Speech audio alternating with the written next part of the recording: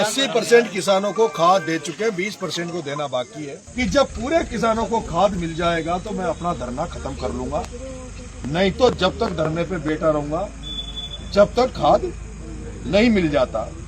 खाद की व्यवस्था नहीं कर देता है तो शाम को 7 बजे मैं भूख हड़ताल पर बैठूंगा, अन्न त्याग करूंगा। राजस्थान के 12 जिले में किसानों की खाद्य संकट को लेकर किसान नेता नरेश मीणा ने आंदोलन को और भी ज्यादा तेज करने का ऐलान कर दिया है।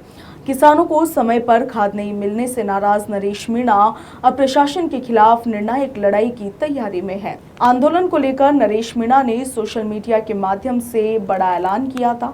उन्होंने कहा था कि बुधवार को सुबह 7 बजे बालापुरा से पैदल रवाना होकर वे एसडीएम कार्यालय छबड़ा पहुंचेंगे, जहां पर किसानों की खाद की समस्या को लेकर अनिश्चितकालीन धरने पर बैठेंगे।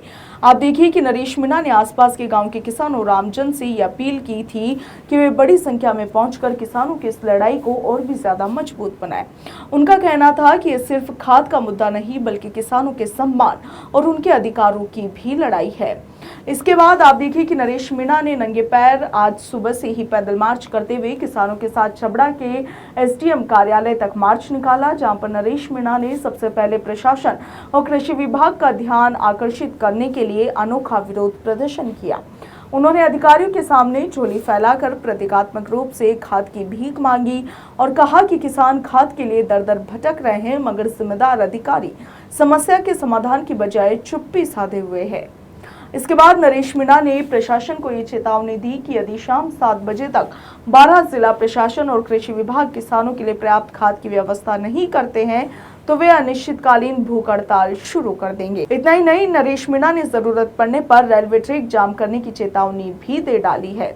ऐसे में अब सबकी नजर प्रशासन और कृषि विभाग पर टिकी है कि वे किसानों की समस्या का समाधान करते हैं या फिर छबड़ा में शुरू होने वाला यह आंदोलन एक बड़ा जन आंदोलन बन जाता है। मैं एक बहुत बड़ी घोषणा कर रहा हूँ, अगर शाम को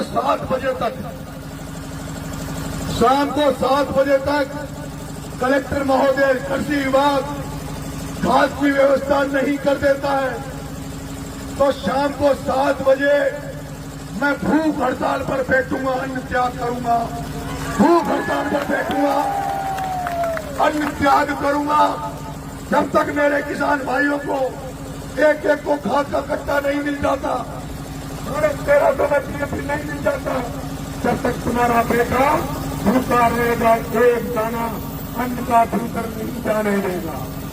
और मैं निवेदन करूंगा, हमारे पास समय कम है, कल बैठूंगा और कल प्रशासन को अल्टीमेटम देना चाहता हूं कि हम इस गांधीवादी तरीके से, लेकिन जब हमारी सीमाएं खत्म हो जाएगी तो उसके बाद एक ही रास्ता रहेगा और वो रहेगा रेल रोको आंदोलन। वो रहेगा रेल रोको आंदोलन। ये बिना तैयारी